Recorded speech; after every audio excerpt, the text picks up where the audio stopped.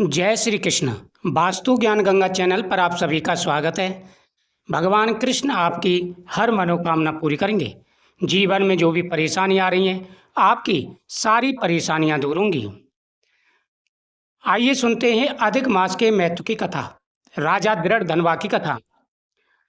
ऋषि कहने लगे कि हे सूत जी, राजा दृढ़ धनवा को पुरुषोत्तम के सेवन से राजपुत्र, पौत्र और पतिव्रता स्त्री कैसे मिली और योगियों को भी अति दुर्लभ विष्णु लोक कैसे प्राप्त हुआ, इसलिए आप विस्तार से इस इतिहास को कहिए। श्री सूत जी बोले, हे ब्राह्मण, आकाश गंगा की तरह पवित्र करने वाली सुंदर पुरानी दृढ़ धनवा की कथा मैं तुमसे कहता हूँ। है देश का चित्र धनवा नाम से विख्यात राजा हुआ। उसका पुत्र महातेजस्वी, सब गुणों से युक्त, सत्य बोलने वाला, धार्मिक दृढ़ धनवा नाम से विख्यात हुआ। वह दृढ़ धनवा अंगों सहित चारों वेदों को पढ़कर विविध पूर्वक गुरु की पूजा कर दक्षिणा देकर पिता के नगर को गया। अपने नगर में रहने वालों को नेत्रों का आनंद उत्पन्न करते हुए अपने पिता चित्रधनवा को प्रसन्न किया। अब राजा चित्रधनवा अपने मन में विचार करने लगा, स्त्री घर पुत्रादि छोड़कर मुझको भी वन में जाकर हरि सेवन करना चाहिए। ऐसा मन में विचार कर समर्थ राजा दृढ़ धनवा को राजपाट सौंपकर विरक्त होकर पुलस्त ऋषि के आश्रम को चला गया। वहां जाकर तप करने लगा। कितने ही काल तक तप करके चित्रधनवा हरिधाम को चला गया।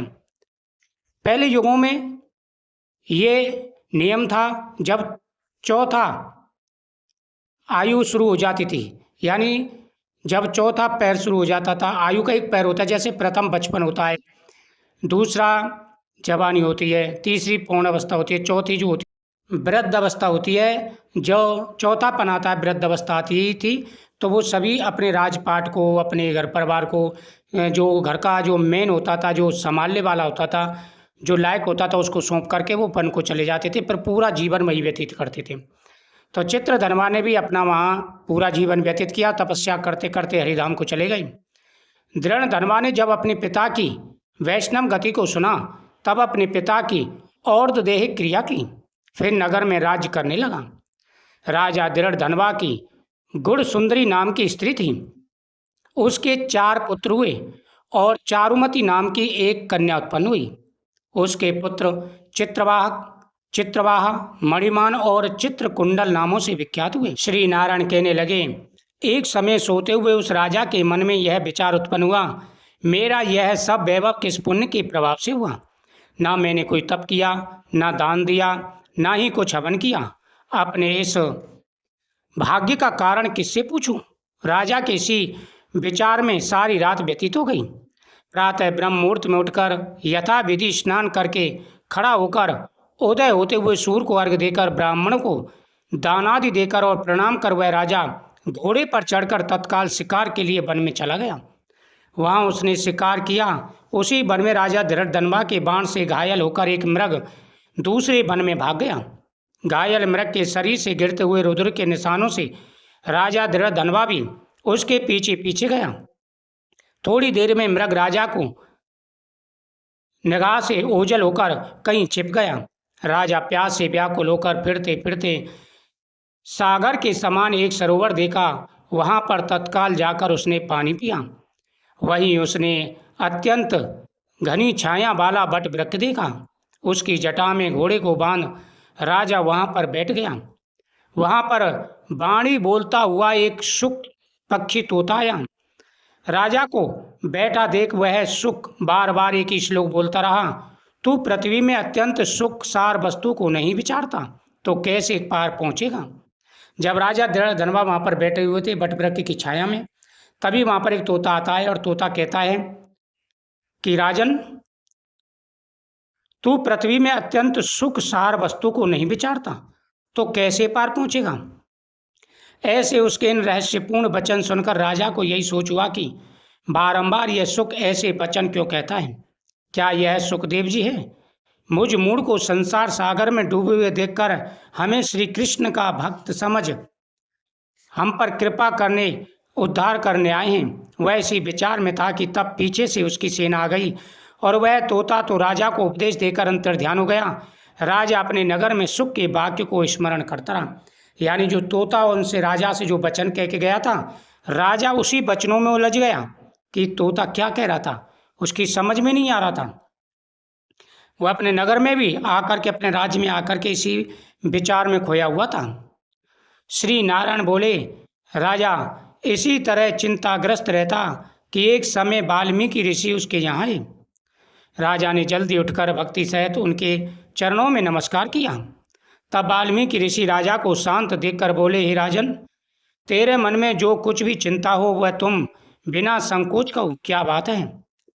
दृढ़ धर्मा ने कहा, महाराज आपके चरणों की कृपा से सब सुख है, परंतु हे विद्वान, एक बड़ा भारी संदेह मेरे मन में है, सो उस वन के तोते के मुख से लगे हुए सूल को आप दूर कीजिए।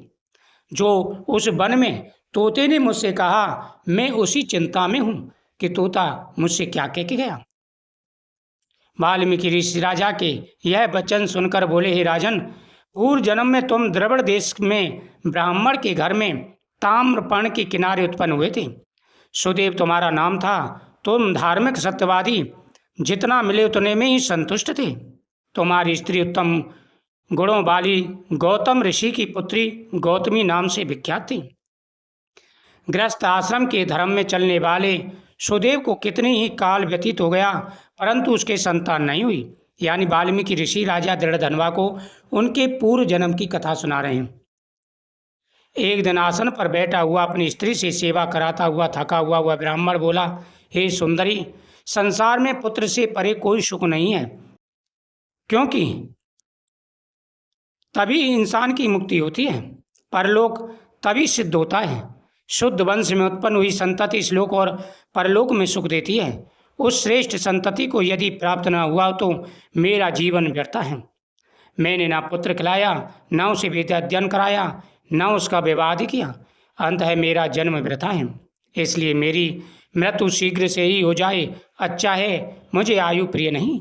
इस तरह अपने पति के वचनों को सुनो सुंदरी के मन में अत्यंत दुख हुआ और वह बोली, हे प्राणेश्वर, ऐसे तुच्छ वाक्य मत बोलो। तुम्हारे जैसे वैष्णव सूरवीर कभी निराश नहीं होते। विप्र, आप सत्य धर्म में तत्पर रहें। आपने तो स्वर्ग जीता है। पुत्र की इच्छा है तो जगन्नाथ की आराधना करो। वह ब्राह्मण श्रेष्ठ अपनी पत्नी के ऐसे वचन सुन निश्चय के साथ ताम्रपर्णी नदी के किनारे चला गया। वहां जाके पुण्य तीर्थ में स्नान कर महाभयंकर तप करने लगा। ऐसे उस तपोनिधि के 4000 वर्ष बीत गए। हे ब्राह्मण, उसके तप से त्रिलोकी कांप उठी। महाउग्र उस सदैव का तप देख बड़े वेग से गरुड़ पर सवार भक्त वत्सल श्री भगवान प्रकट हुए।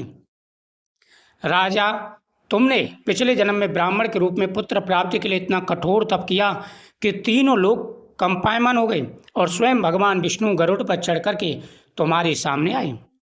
श्री नारायण बोले, हे नारद जी, नवीन मेघ के समान चतुर्भुज जगत के पालन करने में समर्थ उन मुरारी के आनंदित मुख को देखकर बड़े हर्ष के साथ सुदेव ब्राह्मण ने मुकुंद को साष्टांग प्रणाम किया। वाल्मीकि ऋषि बोले, इस तरह विष्णु की स्तुति कर ब्राह्मण सुदेव हरि के आगे बैठ गया। तब भगवान ऐसी स्तुति सुन मेघ के समान गंभीर वाणी बोले, हे वत्स, तुमने बड़ा घोर तप किया है, इसलिए जो इच्छा हो वर मांगो।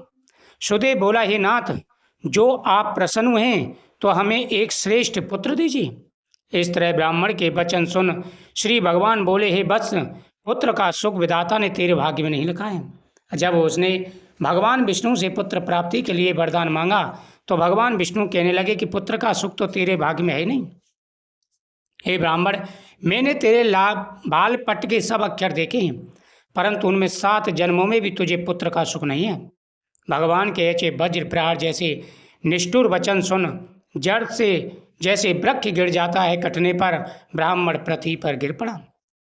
गौतमी अपने पति को इस तरह पड़े हुए देखकर अत्यंत दुखी हुई और स्वामी को पुत्र के सुख से रहित देख रोने लगी। फिर वही स्त्री धैर्य धारण कर अपने पति को इस तरह बोली, हे नाथ, धीरज धारण दीजिए, उठो। जो विधाता ने ललाट में लिखा है वह सुख अथवा दुख अवश्य भोगना पड़ता है। इस तरह उसी स्त्री के तीव्र शोक से युक्त वचन सुन उत्पन्न दुख से कांपता हुआ गरुड़ विष्णु भगवान से कहने लगा, हे हरि, आप इस शोक सागर में डूबी हुई ब्राह्मणी को देखिए और पड़ते हुए आंसुओं से व्याकुल ब्राह्मण को देखिए। जब उनकी ऐसी दशा गरुड़ ने देखी तो गरुड़ भगवान से कहने लगे, हे प्रभु, इन दोनों पति पत्नी का दुख देखिए, मुझसे सहा नहीं जा रहा। व्याकुल ब्राह्मण को देखिए। हे दीनबंधु, आप भक्तों के दुखों को नष्ट करने वाले हो।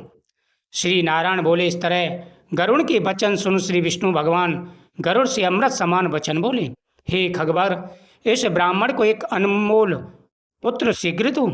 इस तरह हरि के अनुकूल वचन सुन गरुड़ ने अति प्रसन्न होकर उस ब्राह्मण को अति सुंदर अनुरूप बालक दिया। इस प्रकार ब्राह्मण ने अनेक प्रकार से भगवान की स्तुति की। भगवान ने कहा, ये ब्राह्मण, तुम्हारे भाग्य में तो पुत्र सुख है ही नहीं। तुम्हारे भाग्य में पुत्र सुख नहीं है तो मैं तुम्हें पुत्र कैसे प्रदान कर दूं? यह सुनकर के ब्राह्मण जब बेहोश हो गए तब गरुड़ के कहने पर भगवान ने गरुड़ से कहा, हे गरुड़, इन दोनों दंपतियों के लिए एक पुत्र प्रदान करूं। गरुड़ ने ऐसा सुना तो एक बहुत ही सुंदर पुत्र उन्हें प्रदान किया। इस प्रकार अधिक मास में जो भगवान विष्णु की पूजा करते हैं, भगवान उनकी हर मनोकामना पूरी कर देते हैं। ओम नमो भगवते वासुदेवाय नमः मंत्र का जाप करते हुए भगवान विष्णु का पूजन करें, भगवान शिव का पूजन करें तो सभी प्रकार के मनोरथ पूरे हो जाते हैं। कृष्णाय वासुदेवाय हरे परमात्मने प्रणतः क्लेशनाशाय गोविंदाय नमो नमः।